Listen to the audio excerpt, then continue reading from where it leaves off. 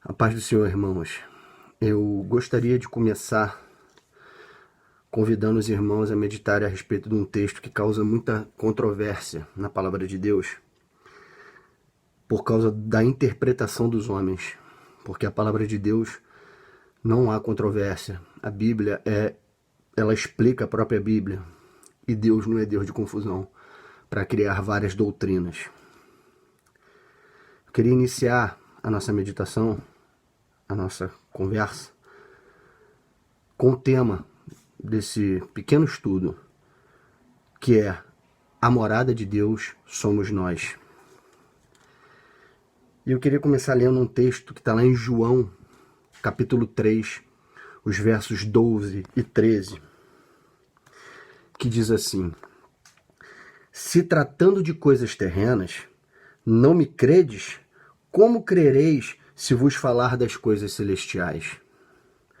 Ora, ninguém subiu ao céu, senão aquele que de lá desceu, a saber, o Filho do Homem, que está no céu. Palavras do nosso Senhor Jesus Cristo, que conversava com os seus discípulos, que conversava com os que o seguiam. E ele revela isso, que ninguém subiu ao céu, senão aquele que de lá desceu, o Filho do Homem. Estava falando dele mesmo. Baseado nisso, eu vou convidar os irmãos, guardem bem essa informação dita pelo nosso Senhor e Salvador Jesus Cristo, porque ela é reveladora. Eu queria convidar os irmãos a ler comigo, no mesmo Evangelho de João, o capítulo 14, do versículo 1 ao 23. É um versículo, é um texto que causa a controvérsia, por causa da falta da interpretação adequada, da revelação adequada. E 98%, eu posso arriscar essa porcentagem, dos cristãos, dos filhos de Deus, são enganados por qualquer vento de doutrina, pela distorção desse versículo. Vamos lá. João, capítulo 14, os versos de 1 a 23, diz assim, Senhor Jesus falando: Não se turbe o vosso coração, credes em Deus, credes também em mim. Aí vem o tal versículo: Na casa de meu pai há muitas moradas. Se assim não fora, eu vos teria dito, pois vou preparar-vos lugar. E quando eu for e vos preparar lugar, voltarei e vos receberei para mim mesmo, para que onde eu estou, estejais vós também. E vós sabeis o caminho para onde eu vou. Disse-lhe Tomé: Senhor, não sabemos para onde vais. Como saber o caminho? E aí disse o Senhor Jesus a ele: Eu sou o caminho e a verdade e a vida. Ninguém vem ao Pai, senão por mim. Se vós me tivesses conhecido, conhecerias também a meu Pai. Desde agora conheceis e o tendes visto. Replicou-lhe Filipe: Senhor, mostra-nos o Pai, e isso nos basta. Disse-lhe Jesus: Filipe, há tanto tempo estou convosco, e não me tens conhecido? Quem vê a mim, vê ao Pai. Como dizes tu, mostra-nos o Pai. Não crês que eu estou no Pai e que o Pai está em mim? As palavras que eu vos digo, não as digo por mim mesmo, mas o Pai que permanece em mim faz as suas obras. Crede-me que estou no Pai e o Pai em mim? Crede ao menos por causa das mesmas obras. Em verdade vos digo, que aquele que crê em mim fará também as obras que eu faço, e outras maiores fará, porque eu vou para junto do Pai. E tudo quanto pedirdes em meu nome, isso farei, a fim de que o Pai seja glorificado no Filho. Se me pedirdes alguma coisa em meu nome, eu o farei. Se me amais, guardarei os meus mandamentos. E aí eu vou dar um pulo para o verso 23.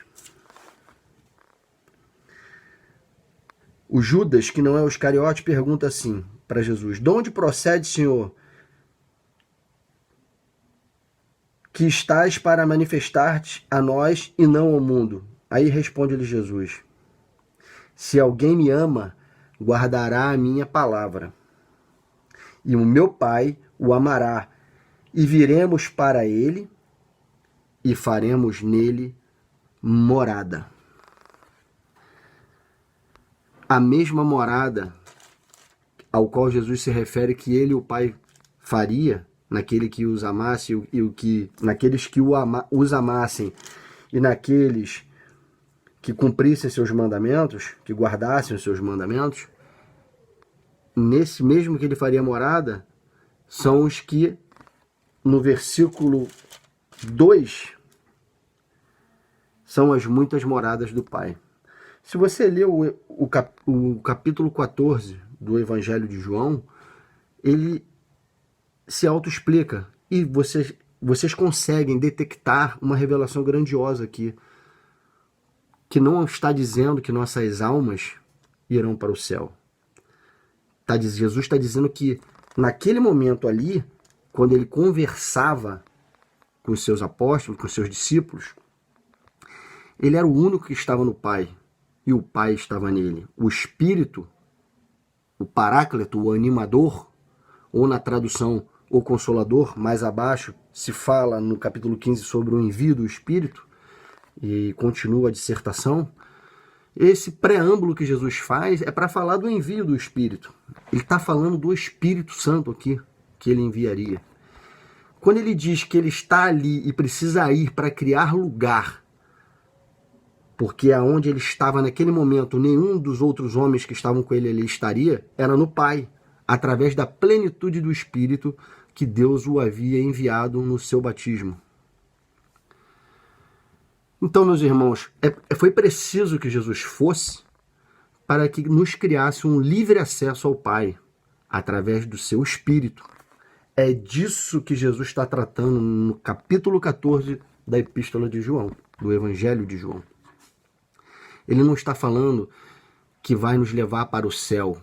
Ele está falando de um lugar que ele precisa ir para nos criar acesso. Os homens, nessa época, no contexto dessa época, eles precisavam de sumos sacerdotes e de sacerdotes levitas para entrar no Santíssimo Lugar. Não era todo homem e nem em qualquer lugar que se tinha livre acesso. E Jesus estava falando disso. Ele criaria essa possibilidade para que nós pudéssemos entrar e estar onde ele estava. Jesus Cristo é o sumo sacerdote das nossas almas. Ele está à destra do Pai, o lugar mais próximo de Deus. Ele está junto no Santíssimo Lugar com o Pai, na sala do trono.